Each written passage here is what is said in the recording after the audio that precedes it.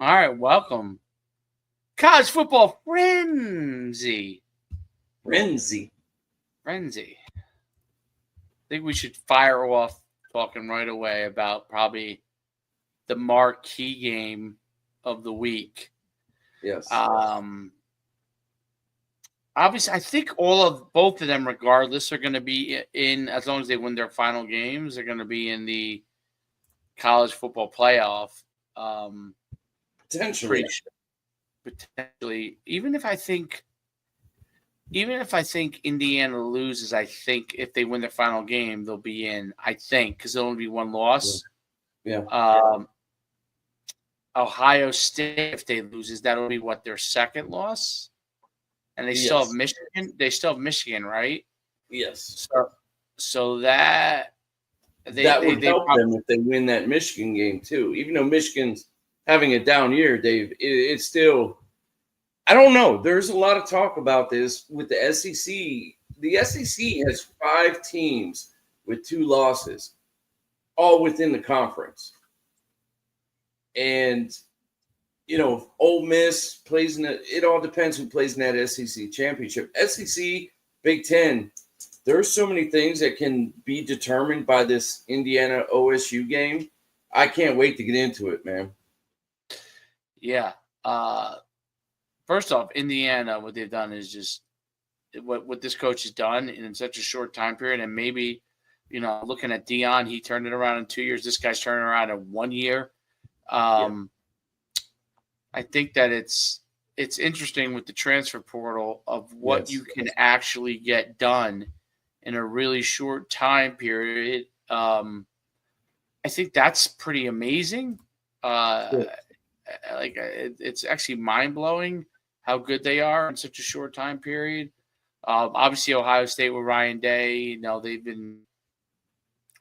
been very good for quite a few years, and obviously it's kind of built off of what Urban Meyer originally did, but he's taken it to other than winning the national championship, he's taken it to a different level, meaning they're really offensively is elite beyond elite. And so I think that's interesting start here. I mean, I think your point about the SEC, and I'd love for you to talk more about it. The SEC is the 2 losses. Are they they're going to get a team with 3 losses into the championship, right? Potentially, yeah. I don't know if you want to stick with this Indiana Ohio State theme and come back to the SEC, or you want to stick on this. But yeah, bro, there's potential there's literally potential for only one Big Ten team getting in because wins, losses, common teams, and this and that kind of a deal, bro. It's an interesting conversation to have, and going into this week and then going into rivalry week next week, it is going to play out in some crazy outcomes possibly. And on top of that, you have Notre Dame playing Army, and Army's always giving Notre Dame hella trouble. And then I think doesn't Notre Dame play USC next week, which is a rivalry game as well. And no matter the records, it's like one of those throw them out games. So there's a lot that can happen over the next 2 weeks, man. I think that the Notre Dame Army game, I mean, Notre Dame destroyed Navy, so I don't know where Army compares level-wise from that standpoint, but it's I'm getting us so off track, aren't I? What's that? I said I'm getting us so off track. No, that's good to get us off track. I mean, I love Army. I think Army has a much better chance than Navy of beating Notre Dame. I do too. I thought Navy, even though they were undefeated, I didn't think they were as good as Army. Now, whatever happens in the Army-Navy game, that I think who's good is really irrelevant in that game because it's like a war between two sides. But but as far as I think ours have a good chance of being able to like compete at and possibly win that game because Army's run game and their guys up front are a lot better, and their defense to me is a lot better. Know enough about Army to know, I haven't watched enough of them to really know the details and looking like what they've done statistically so far. And that's the only thing I don't know, because when you go and face the one thing that Notre Dame has an advantage on is they faced Navy already. So they've already seen this offense, and they are going to have a better understanding of how to handle it. You know what I mean? So very true. That's the way I look at it, I guess. Yeah, but hey, do you mind if we swing back to this Indiana-Ohio State? Yeah, of course. Yeah. So obviously they're playing at Ohio State. And I personally think, this is just my take, and I would love to hear your take on it.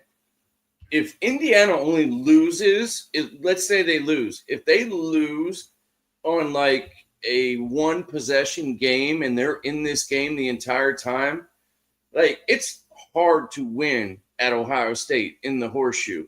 We all know that. And for Indiana to go in, this may be the most important game in Indiana's football history, bro. Like, it definitely is. There's no doubt. Doubt. Yeah, I agree. And for them to go in there, if they win, they better be a top 4 team. I don't want to get one of these other teams with one loss over them just because Indiana is like a hoax or something like that. No, they deserve to be in the top 4. Well, they will be, because they're a major conference that won their potentially. But if they go into the here's a crazy thing about all this, Dave. If they go into the Big Ten championship game and lose that game, now how far are they going to drop? You know what I'm saying? Like, there's so many questions. They can't drop them too far. First of all, I hope they beat Ohio State. That's the first thing I'm hoping. So, yeah, I agree. It's fun to root against Ohio State. I don't know why it is. It's just fun to root against them. Hey, this is how much disrespect Indiana has right now. So I was doing some research on this game and everything like that, and on Indiana's quarterback, Curtis Rourke. When I looked it up, it said Nathan Rourke. Do you know who Nathan Rourke is? No. Probably not. Nobody does. Unless you're in the Canadian Football League, he's a quarterback in the Canadian Football League. So whoever wrote this article. So they put that in.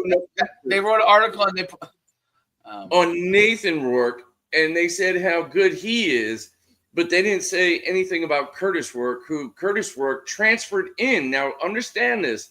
Think about how important this game is for Curtis Rourke. Is he transferred in from Ohio State? Remember that. Did he really? I didn't know. So the quarterback for Indiana is originally from Ohio State? Yeah. I did not know that. Yeah, bro. So think about how unbelievably, like, personal this game is for this young man. I hope I'm not getting caught up in stupid things. But what do you mean? In terms of, Curtis Rourke transferring. So he moved up. I am sorry. He was at, I think, University of Ohio. My bad. Oh, okay. University of Ohio. Rourke also remained grateful to the staff at Ohio for being the only Division I program offered him. So, again, that's why I wanted to double-check this. So, he was an Ohio guy. He probably still has a lot of hatred towards Ohio State because Ohio State didn't give him a chance, and he went to the University of Ohio, the only Division I program that offered him the opportunity to play, and then he transferred into Indiana through the transfer portal. So there's a lot of things going on with Curtis Rourke, and plus Curtis Rourke, he's potentially like a back end type of potential Heisman. I don't think he's going to be even in the top 5, but he's having a hell of a season. 24,000 or 2,400 passing yards this season, 21-4 interception or touchdown to interception with an 88 passer rating. Guy's balling. That's crazy. And he's like a steady Eddie too.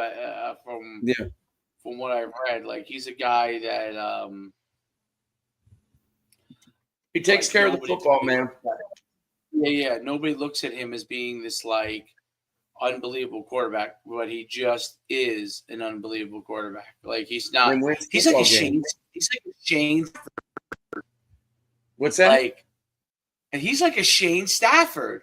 Oh, geez, no. He's a legend, but they don't want to put him in the Heisman. He's going to go down as the greatest quarterback in Indiana history. But they'll go with. But everyone else will go with. Yeah, they always. Who's the guy? Oh, sorry. What's that? No. All right. Go ahead.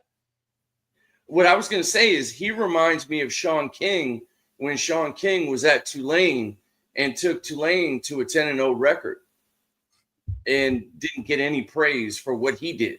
He just did all the dirty work, made plays when they needed to be made, and then almost took the NFC championship game with the Tampa Bay Bucks and almost went to the Super Bowl when the Rams won by a drop football that was controversial back in I forget what year that was when Sean King was playing with the Bucks. And that's what he reminds me of, this guy that doesn't get the recognition he deserves because it's not always pretty, and he doesn't have the crazy Shedeur Sanders highlights and all those kind of crazy things, or the Carson Beck highlights, or even the quarterback for Ohio State kind of highlights. It's kind of frustrating from that respect.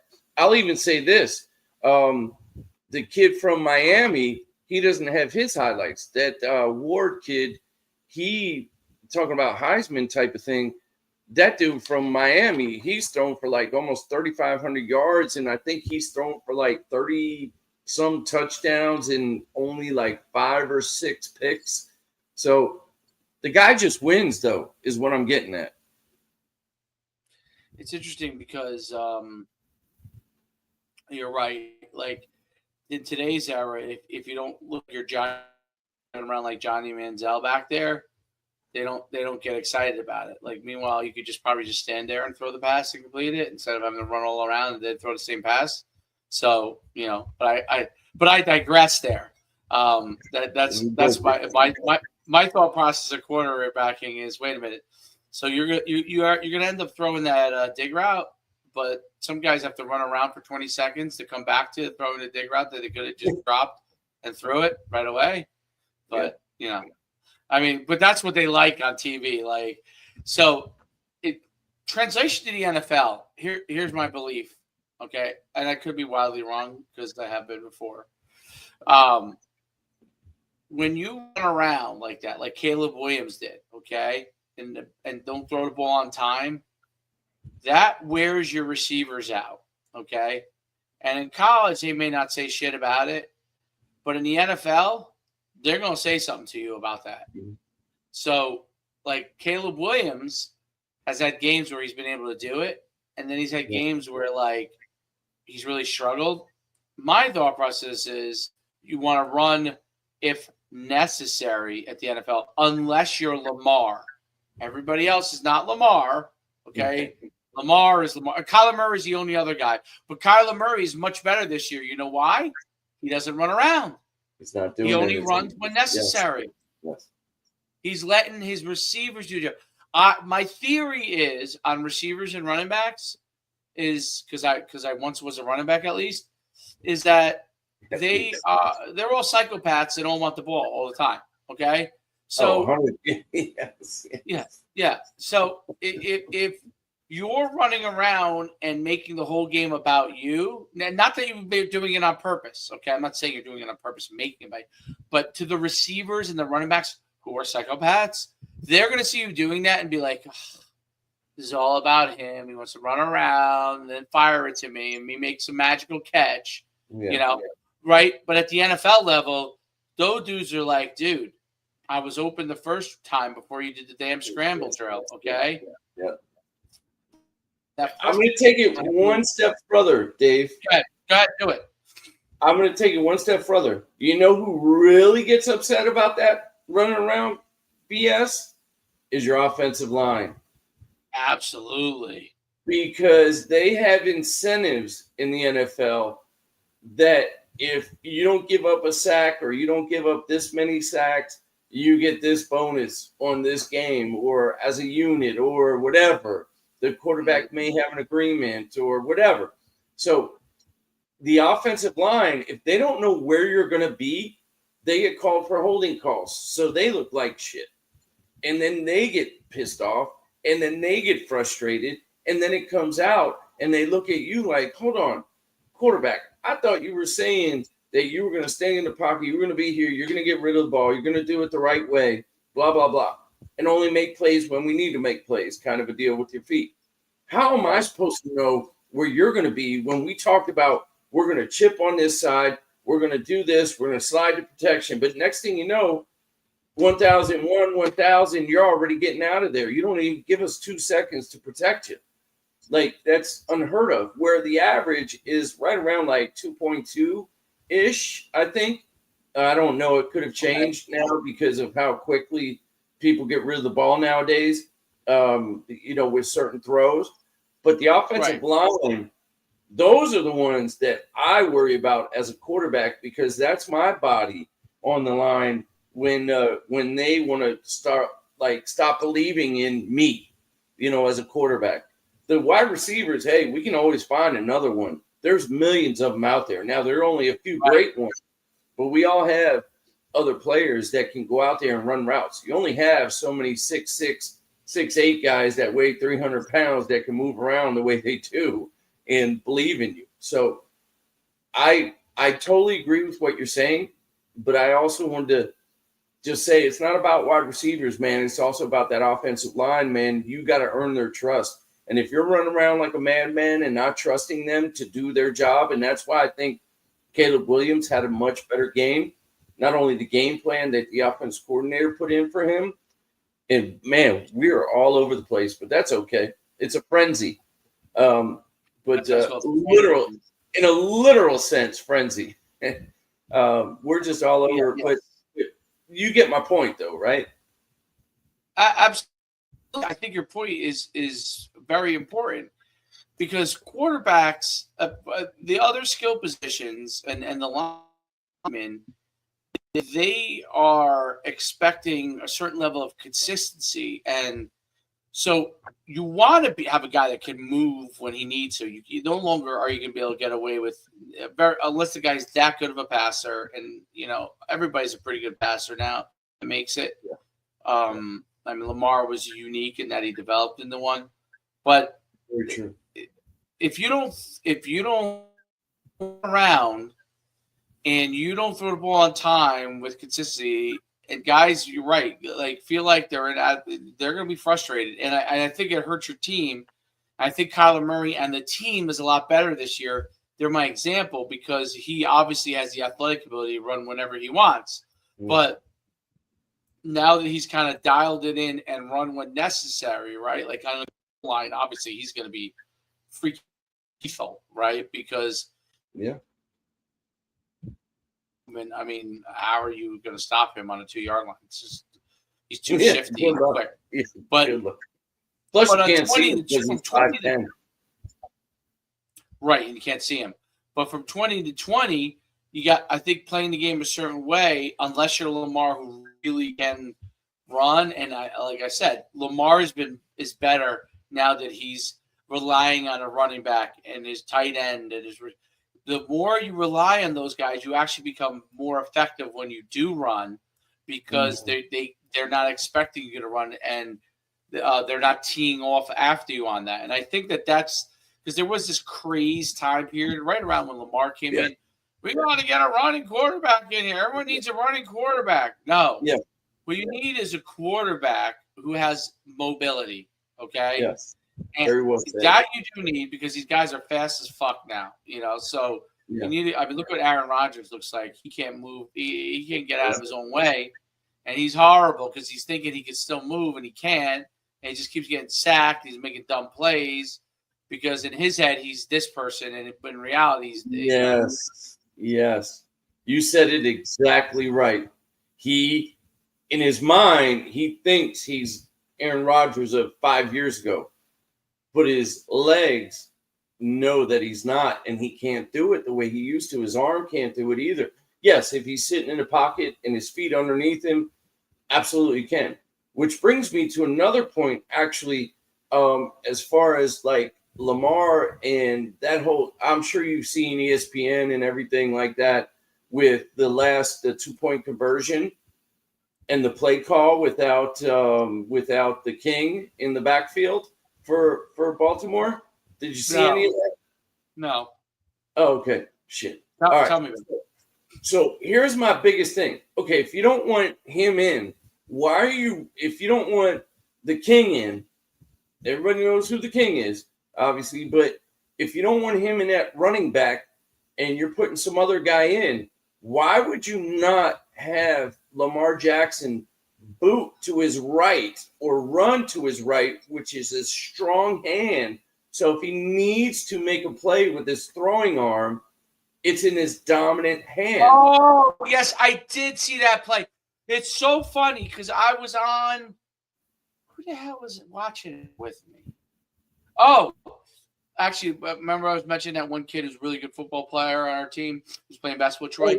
His parents were – Troy and him were hanging out, and his parents were just picking him up, and we were watching the game. And they showed that exact highlight. And they said, the first thing that came out of my mouth, why are they rolling him to the left? Correct. That is stupid. You know, people do this.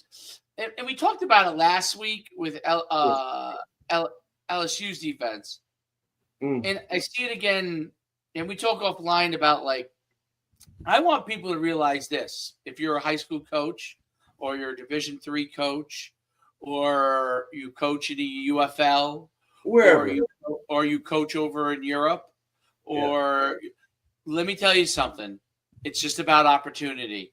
You're as good as a lot of these guys. If you're a good coach at those levels, and if you're like a guy who's won championships and shown to be innovative to an extent, you can coach in the NFL. No doubt in my mind, because it's just adjusting to the speed. It's adjusting to what the players can do.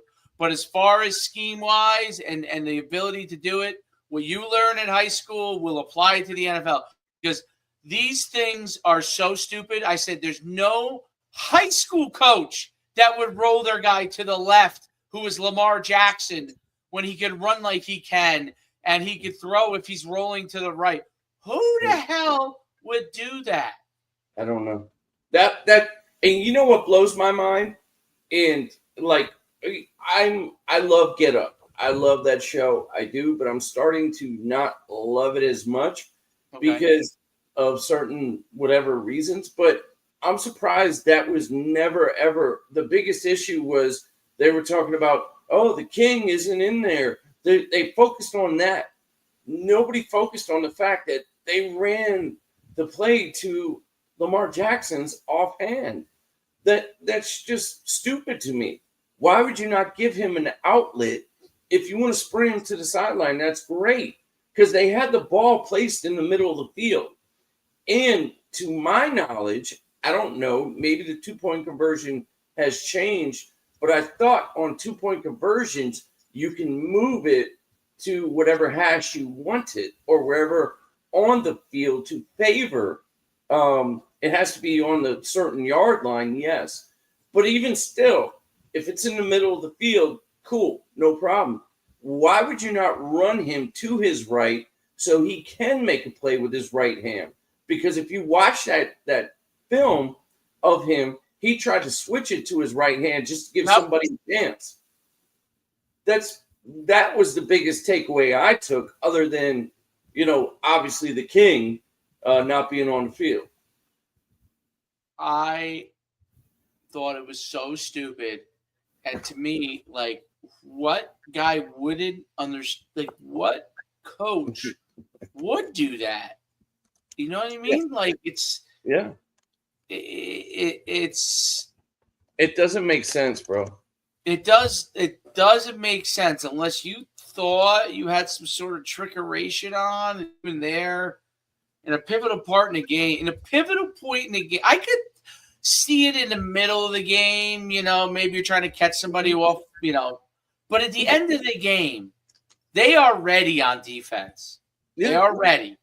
And what's the name? Yeah, and to build off of what you're saying, I'm sorry to cut you off, but I feel I have strong emotions with this because, to be honest with you, it happened to me when I was playing arena football, and I know it's only arena football, but it was a second round of the playoffs. It was at San Jose, which is a difficult place to win, and Tim Markham, God rest his soul, won some of the most championships, or the most championships, if not tied for him, in arena football.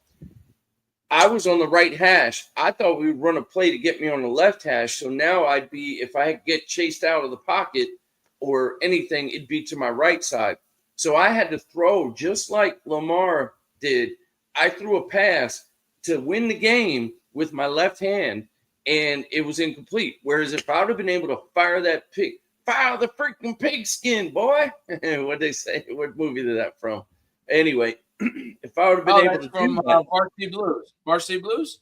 No. Yeah, Varsity Blues. Fire the freaking pigs. If I would have been able to do that with my right hand as opposed to my left, and it truly lofted up. I was able to throw it from my basketball background and everything like that. It just fluttered, and the DB made a play on it. But if I would have been able to do it with my right hand, we would have won that game. And that is the first thing that came out in my mind. You can have a great 2-point play, but why not do it to the right side? I always like. I think I don't understand. If you're, my thought, if you're gonna lose, okay, lose running the best play you can. Yeah, with your best personnel. Best personnel in the best situation. Why lose being cute? I don't understand that whole philosophy. Like it's like there's times to be cute. The end of the game, listen, you're better off running a trick play, in my opinion. You're in that area. Even though I don't think you should, but you'd be better off running a trick play because you're at least trying to catch somebody off guard with something that maybe you can execute on. But that is so hard to execute on, and it's funny because I see people do that all the time. They do it all the time. Yeah, but it was exacerbated by how it ended, like how he was like getting killed and trying to flip it, and But I listen, the Jets. I don't know if you watched the game. I didn't watch the game. No, I just saw some of the highlights. Lowlights. I got to show you this because you're going to. As a quarterback, you would be excited, but. And which Anthony Richardson, who is a horrendous quarterback right now. I'm not saying he won't be good because he's a rookie. But you're talking about the sweep he ran. No, not the sweep. The sweep I thought was, that went to the left. But that's not what I'm talking about. At the end of the game, so the Jets were up. They score. They go up. They get the ball back. Okay? Anthony Richardson could only throw accurately down the field. He cannot throw consistently accurately underneath. You know what they play? Cover 2. You know what he runs? Vertical on the outside. You know what he does? He drops it right in the bucket. He completes for like a 30-yard gain or whatever, 25-yard, 30-yard gain. Okay? The game was 2.5 minutes into the game, and they went cover 2? Right. Why? Yeah. Why wouldn't you play either match, which would be a version of cover 4, or cover 4, or some version of even 3 high? Okay, whether like you were saying last week, cover 6. Yes, if you want to roll and do some fancy things with that. But why would you play cover 2? As soon as the guy up top Caesar in cover 2, he has to run vertical, and he throws it to the outside. I know it. He knows Anthony Richardson can make that throw. Yeah. I don't think Anthony Richardson can throw a dig, but he can throw that throw. Yeah. Yeah. So, without having to find it and pull it up, that's basically what was going on. It was unbelievable. And then he completes another pass. He actually made a nice throw. I don't remember what coverage. He made a nice, put them in range, and then they score. Then the Jets get the ball back. Okay. Yeah. The Jets get the ball back, and Aaron Rodgers doesn't get rid of the football. Like, I don't know, I have to see what the routes are, and maybe I should pull it up so we could see it, so we could talk about it. But, I don't know if they'll have it. But I agree. He gets himself sacked twice. And the first one, which is the first play, I think it was the first play, he's in trouble. He's about to get sacked, and he tries to flip the ball forward. It goes backwards. Okay, it's a fumble. They recover it. Yeah. It was so stupid by him. Do you even care about the game? That's what I know he's trying to make a play. I know he does. But he wouldn't have gotten away with that play even when he was 25. Yeah, I think he's overcompensating, bro. I really do. I mean, you played late in your career too, so you can make. I don't know if any of these you weren't that late. Obviously, you were in your 30s, but it's still a difference. Being probably 40 is obviously it's pretty. Yeah. Well, the way they take care of their bodies now, it's like you're 35. Oh, the Jets just fired General Manager Joe Douglas. Thank goodness. I saw that. Dude, he should be fired, dude. Yeah. I mean, Unk and Ocho blame Rodgers for Jets loss. It's not only his fault, but I'm telling you, there's a lot. I actually tweeted at one point, and then the Jets came back to take the lead, so I was like, oh, let's go. But I'm like, the Jets should fire another head coach immediately. Yeah. I'm like, they fired one, which you could argue whether he should have been fired or shouldn't have been fired at that time. Probably should have waited to the end of the season. But now the guy is taking his place. Okay, I get it. He's really a defensive guy, and he's kind of letting the other guys do it. I get it. He's put in this situation.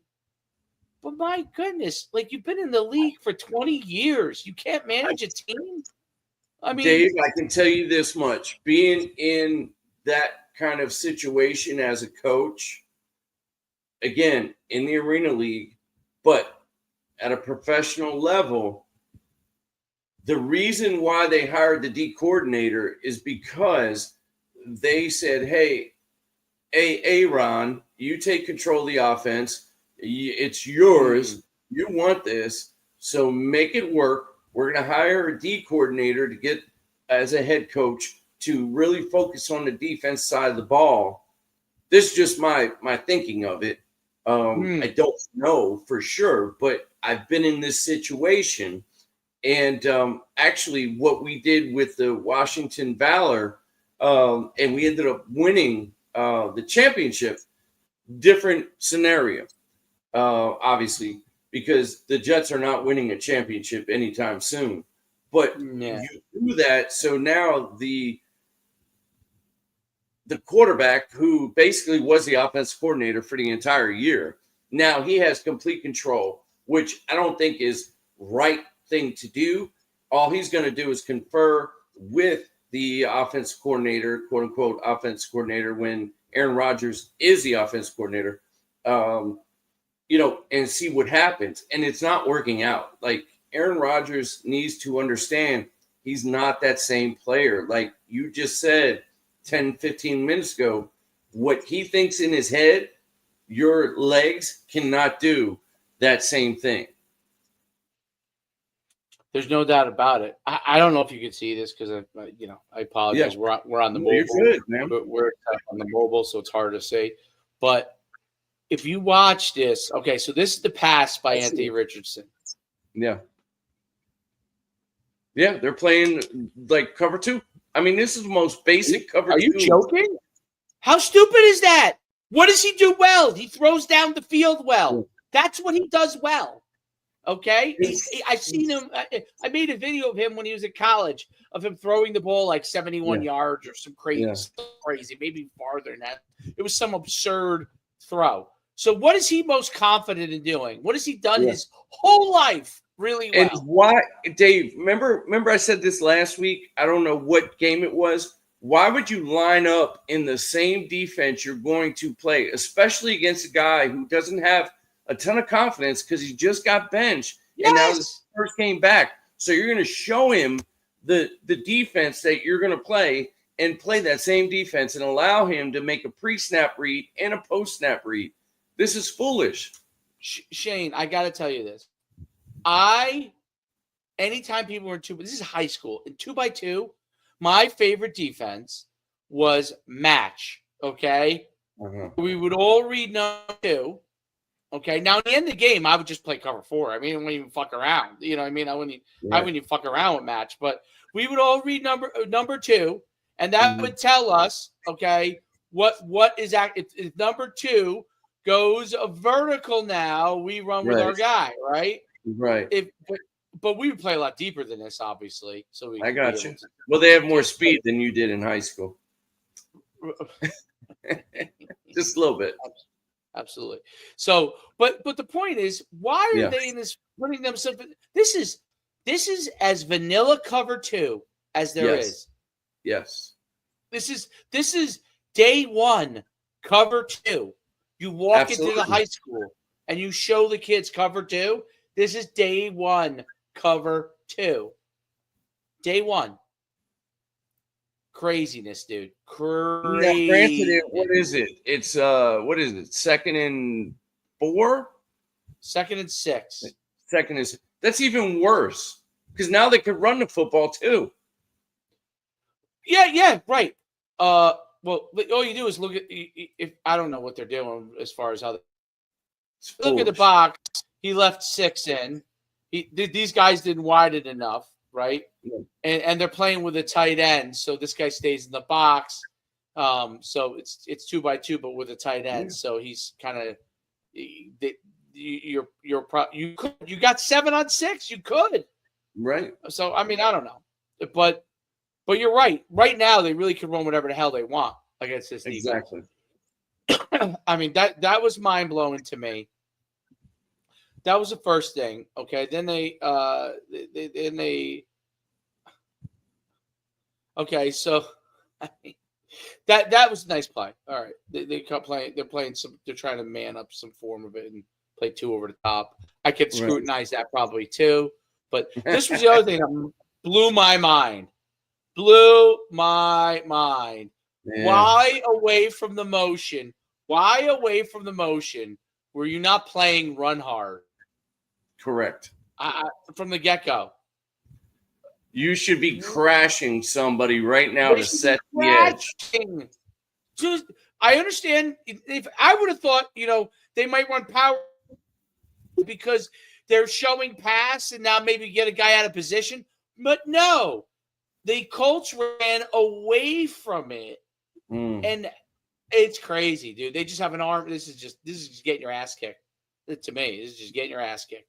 Yeah. I mean, oh my God. Like, number 4 should get another job because it's not football. Football's not for him. Hopefully it's not lifting heavy things because he obviously doesn't have the lower half of his body. Ran over by a quarterback. Come on, man. We're strong. By the way, I don't know. Man. By the way, I thought this was a stupid call. Okay? I love how you just brushed over that quarterbacks are strong aspect. Yeah. Listen, this guy is strong. I will give him that. I do think he is a beast. I'll give him that. I mean, I can't rip him. I get that. They're able to get a body. Okay, now I don't get this call at all offensively. They're going for 2. Man, all the plays you can run in your playbook, you got this fucking monstrous playbook, and the best thing you could come up with was inside they run power, inside power. Yep, inside power. That's the best thing you go. By the way, who's their best player in the Jets? You wouldn't know this, but Quinnen Williams is the best player on the defense. He's their defense tackle. Oh, and their 100%. That he came from USC, no? I don't know where he's from, but guess who makes the tackle? Yes. Oh, yes. Quinnen. Oh, I could have predicted that. You don't think he's going to be ready on that play? Come Absolutely. on, man. That's just dumb. But they got lucky because the only team dumber than them is the New York Jets. But here's what I'm going to say to you, Dave, is this is smart coaching potentially if the guy, the OC from the Colts, if he was thinking this far ahead, hey, let's show it. Let them think we're going to run it. And then in an important down to win a game, we're going to go ahead and run something different. That's probably what they did. That's what I would do as an OC. I would set everything up to then, in a time of need, to go ahead and do something different. They probably did. Now you get the Jets. Athlete on the field. We already. Oh, they didn't show the fumble play. Why? You missed it. That's stupid. I don't know why they didn't show it here in the highlights. Too far? No, I didn't. I don't think so. Let me see. Hold on. No, I didn't forward too far. No. That was the play where he. That's why they're 2nd and 23. By the way, it was first down. Aaron Rodgers created a 13-yard loss. Dumb. All they do is get field goal range. They had like 40 seconds left. That's stupid. It. Which you would always want Aaron Rodgers in that situation in the past. And Devontae Adams with him. All right, 2nd and 23. Normally that wouldn't be a bad play, but like they have no time. And so throwing it over the middle made absolutely no sense. Dude. He already gave up. He already conceded. No, you got to take what they give you. You got to take what they give you, man. There's 20 seconds left. Did they not have a timeout? I didn't even see that. No timeouts. Oh, yeah. Well, 20 seconds left. You can still get close enough to where he can throw a Hail Mary. Aaron Rodgers has been known for that. Okay, fair enough. Third and 7. What is he doing, dude? Taking sacks. I mean, it's 3rd and 7, and there's 9 seconds on the clock. He was trying to throw him Hail Mary with 18 seconds left, or whatever it was. That's okay. No, he wasn't going to try and get another 20 yards on an out or something. You could do that in your last play. 10. Get 10 yards. What is he doing, dude? I don't know, bro. That's your team. It's my son's team. He was screaming and yelling. I'll tell you. I mean, I don't get it. I just don't get it. Like I don't get what's going on over there. Obviously, that's why Joe Douglas is fired. You know what Aaron Rodgers has done a phenomenal job of since he's gotten there? Getting coaches fired. Hey, he did that at Green Bay. And you know what? Like he did it at Green Bay now. Oh, you're right. Oh, was it McCarthy? Yeah. And then the GM, who was a legend. Yeah. Right. And he's got an OC fired. He got a lot of coaches fired. Yeah. So he was falling off a little bit, even though he's still making the playoffs at that time. Yep. So, I like Aaron Rodgers as far as I find him incredibly interesting. He's obviously a very smart guy, super smart guy, like extremely one of the smartest quarterbacks there is.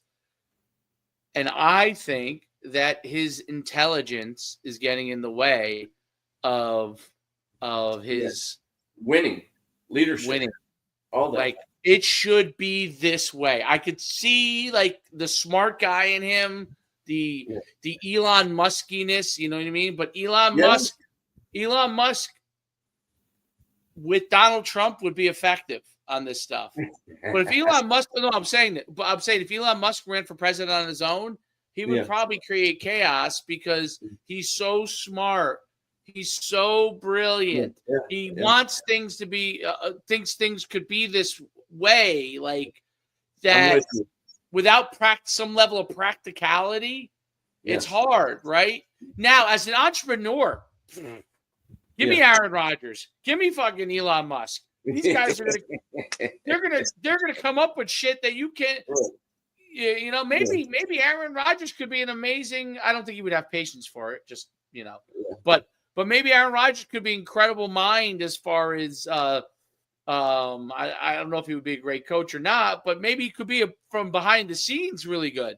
I was going to say, let him invest his money into smart things. Let's do that. Yeah, let's get him off of all that other stuff. Yeah, off the field. Yeah. And I just think that he's, there comes a point, and having watched that fight the other night, even though I think half it was fixed to a certain extent. Tyson and Jake. Yeah, I'm sure you watched it. I did. Even though I think that it was fixed, there's a lot of things that were fixed to a certain extent. Sure. The one thing that I said, regardless of what the fixed or isn't fixed outcome of all this stuff is, and I noticed is 58 is still 58, dude. Did you see his legs not come with him? No, his mind was like, I can go. Yeah. Dude, see his mind like he couldn't do it. Couldn't do it, dude. Legs were like, hey, it reminded me of Richard Pryor when Richard Pryor talked about, I forget the boxer, but this was back in the 70s, obviously. And dude, older people will get this. I don't know if the people that watch this will get this, but if they go watch Richard Pryor live on Sunset Strip, dude, the one boxer was like, I'm not getting my ass knocked out because you can't handle a punch. And the legs were like, woo. That's how Mike Tyson was. His legs, he was trying to duck, dodge, and throw punches and do all his normal stuff, but his legs were like 4 feet behind him. It was just his upper body that was moving forward. His legs could not get up underneath him because after the third round, dude, he could not move. He had no power in his punches. And Jake Paul was like, go ahead and hit me again. I don't care. And I give respect to Jake Paul, though. Jake Paul's a legitimate fighter, bro. He was keeping him away long enough with his jabs. It was set up for him to have an advantage. But I do think that it was only 2-minute rounds, though. 2 minutes. That's what I'm saying. Like Jake Paul could run for 2 minutes. But I think it was Tyson that wanted the 2-minute rounds. I think that's what I agree. I totally agree. It was he knew he couldn't do it. And listen, I'm sure he's great for a 58-year-old. He looked phenomenal. You know what I'm saying? Like no 58-year-old wouldn't want to be built like he was built, right? So kudos to him to being able to get himself in that kind of shape. But Father Time is undefeated. You know, undefeated. Mike Tyson used to be undefeated, but now, Father Time won. Father Time won, dude, and he just and like you're right, and I bet you his upper body and his movement of his upper body probably still going at a certain pace, but the lower body it definitely is not. It's like you were saying with Aaron Rodgers, like his head is moving at one speed, but the body just doesn't do it. It can't. I think you could throw a great ball a lot longer than your legs can handle the movement in the pocket. Same thing with boxing. It's no different, right? You could probably still punch with close to the same speed. Yeah. You can move that upper torso because the way the nervous system works and everything, probably close to the same speed. But you can't move those knees, man. I like standing on those knees. It's just like standing on stilts, dude. At a certain point, Dave, remember, I told you like what Steve DeBerg always taught me is throwing a football at the quarterback position is just like boxing. Without your lower body, the upper body eventually is going to go away. And he always taught me to have a base underneath you, a wide base, so you don't take that long wind up to throw it. In the same way with Tyson, like he was trying to get in there Jake Paul was just jabbing him off long enough to get his legs tired. After that third round, Tyson had nothing. In the same way with Aaron Rodgers, like he thinks that his body is still moving the same, but I promise you, when he watches film, he's realizing, damn, I can't get my legs underneath me, and I don't have the arm strength anymore to make certain throws. And here's the deal.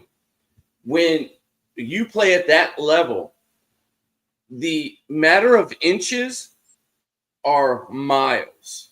Oh, miles. Inches are miles. Missing a pass by 2 inches is like missing a pass in left field. You might as well just throw it in the stands. Might as well just throw it in the stands. That's my point. You're exactly right. Because you try and make the same throw, and guess what? It gets picked off because you're off by 2 inches. It gets tipped up in the air, and then somebody picks it off. Or you can't get it over the D lineman. It gets tipped and knocked down. Or you're not fast enough to get your feet underneath you, and now you get sacked. You know, all those kinds of things, man, as you get older, just from experience, you know when it's your time, bro. And it's his time. Because he can't play that way. If he's a Tom Brady and a stand-in-the-pocket kind of guy, which I don't think he can be, he always made his plays moving around.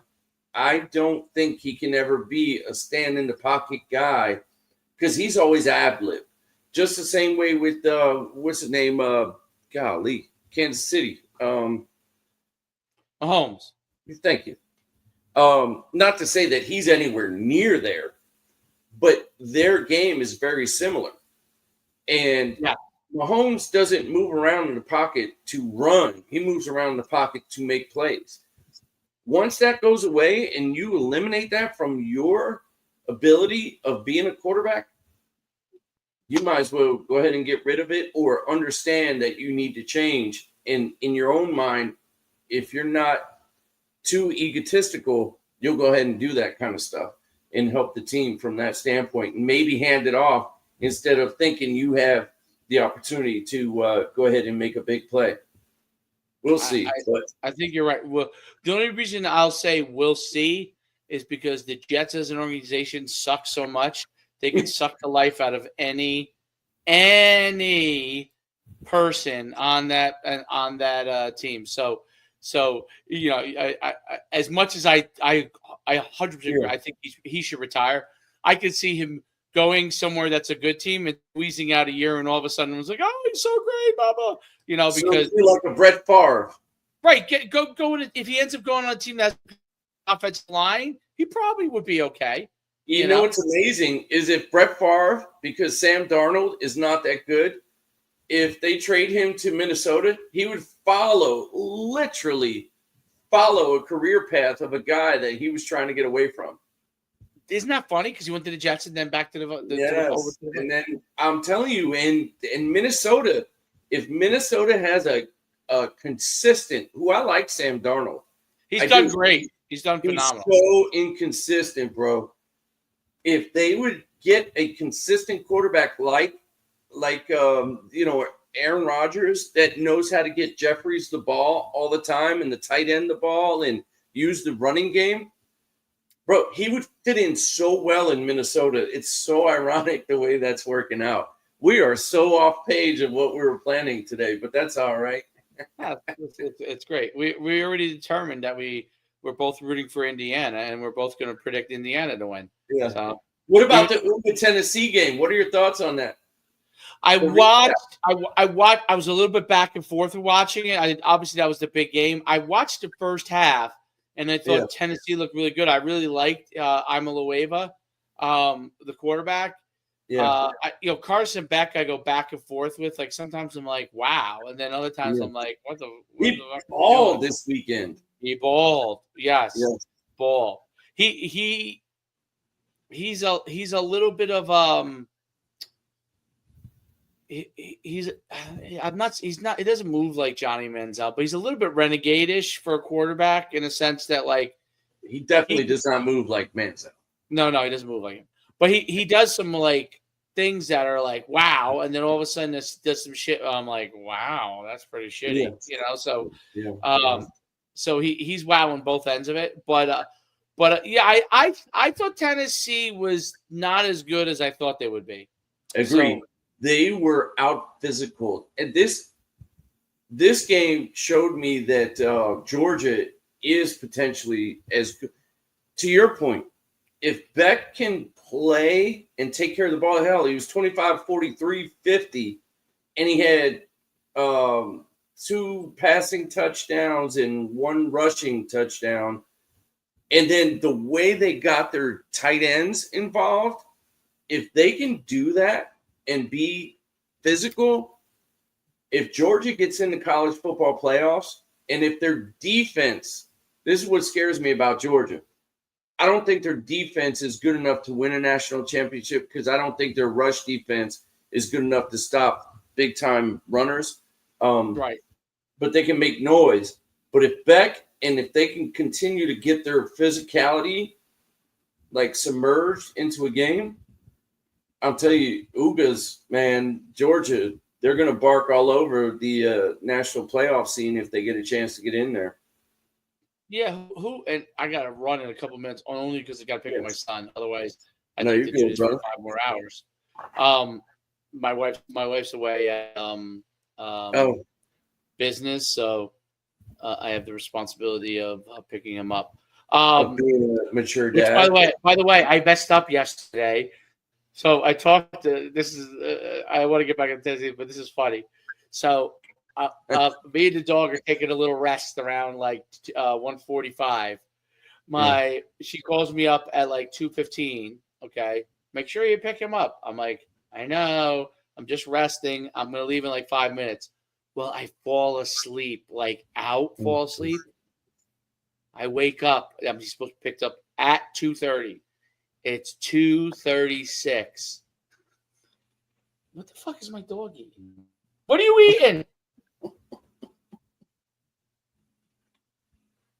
2:36. I'm like, I grab the dog. I'm like, let's go. You know the dogs. You start sprinting, they start sprinting, right? So we sprint right into the car. He's definitely eating like some toy or something. I think he has a death wish. I would too if I had to go in a cage when I had to sit for 3 hours. When I call it a cage, they don't like when I call it a cage. And what is it? What is it called? A crate. When you gotta go in a crate.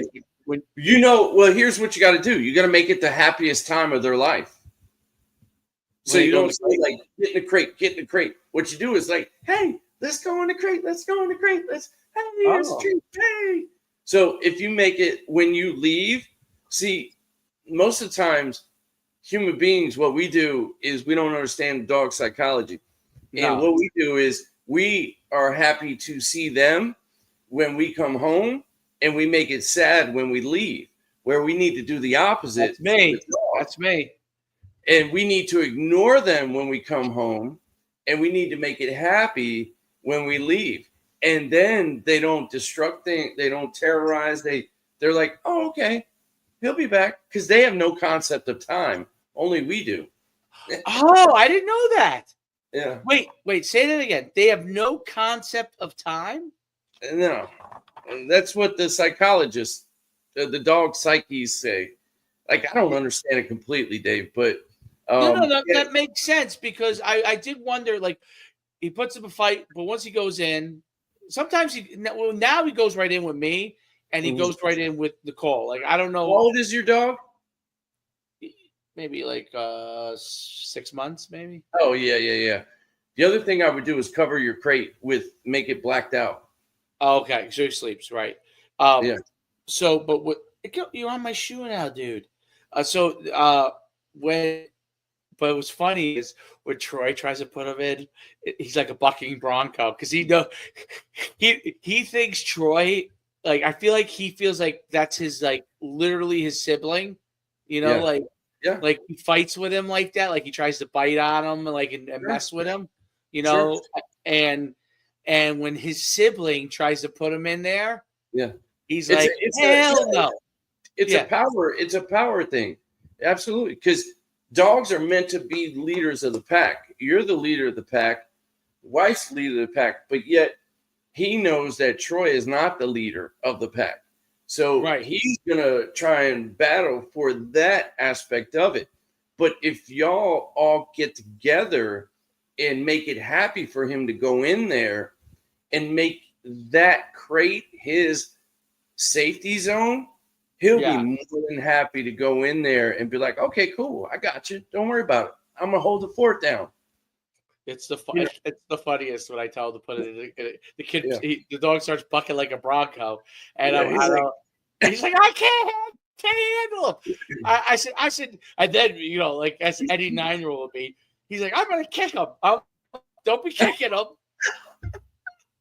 Don't do that, man, because then you're just gonna cause. Like I know he's annoying. You just give him, but he's learning. He'll get. I was like, just walk him nice and easy to it, which I have been doing. I am walking him easy, but I think about it as don't be sad, because that's a good idea. That's a great idea. Because if I'm not sad about it, he won't be sad about it. Correct. And then he'll just go in and like, okay, that's what I'm supposed to do. Duh, Yeah. Duh. Yeah. That's by the way, I do. I put his dog. I tell him stories at night. I have all these different animals in there, the stories. Yeah. And the last story I told him, which was last night, I put his dog in it, and I did his dog as a human voice, and he loves it because I make him sound dumb. I'm like, "Hey, Trey."